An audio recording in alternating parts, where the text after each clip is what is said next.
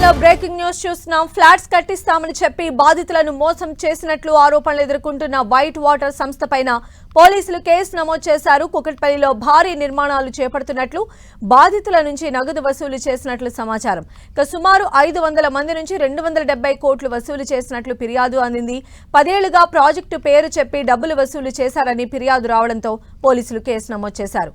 White water సంస్థ యజమాని అజయ్ తో పాటు పలువురిపైన కేసు నమోదు చేశారు. మరిన్ని అప్డేట్స్ మా ప్రతినిధి కిరణ్ అందిస్తారు. కిరణ్.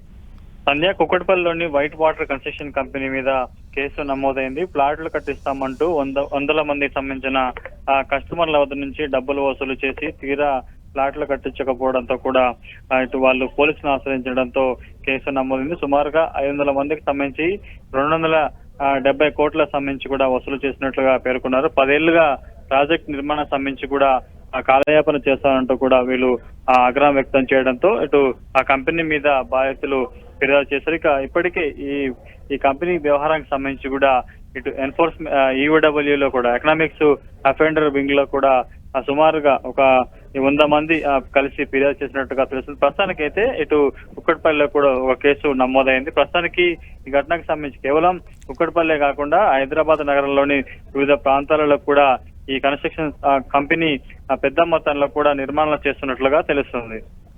అయితే కిరణ్, అంటే ఎంతమంది బాధితులు ఉన్నారు, ఎంతమంది కంప్లైంట్ ఫైల్ చేయడం జరిగింది, ఎంత కోట్ల మేర నష్టం వాటిల్లిందని మనం అనుకోవచ్చు? ప్రస్తుతానికి కుక్కట్పల్లిలో పోలీసులకి ఫిర్యాదు మేరకు 500 మందికి పైగా ఈ సంబంధించిన బాధితులు ఉన్నట్లు తెలుస్తుంది. సుమారుగా 270 కోట్లకు సంబంధించి వీరు 10 ఏళ్లుగా వసూలు చేసి ఒక ప్రాంతంలో నిర్మాణం కాకుండా మరొక ప్రాంతంలో సంబంధించిన సొమ్మును పెట్టుబడి రూపంలో పెట్టినట్టుగా తెలుస్తుంది. కాబట్టి పూర్తి స్థాయిలో కుకట్పల్లికి సంబంధించి సుమారుగా కుకట్పల్లి పిఎస్ లో నమోదైన ఈ ఈడబ్ల్యూ కేసుకు సంబంధించి కూడా సుమారుగా 500 మంది పైగా కేసు దాఖలు చేశారు. ప్రస్తుతానికి అయితే కేసు నమోదైంది. దీనికి సంబంధించి పూర్తి స్థాయిలో ఇప్పటికీ ఈ నిర్మాణ సంస్థ మీద ఈఓడబ్ల్యూ కూడా కేసు నమోడంతో పూర్తి స్థాయి వివరాలను కూడా ఆరోపిస్తున్నారు స్థానిక పోలీసులు.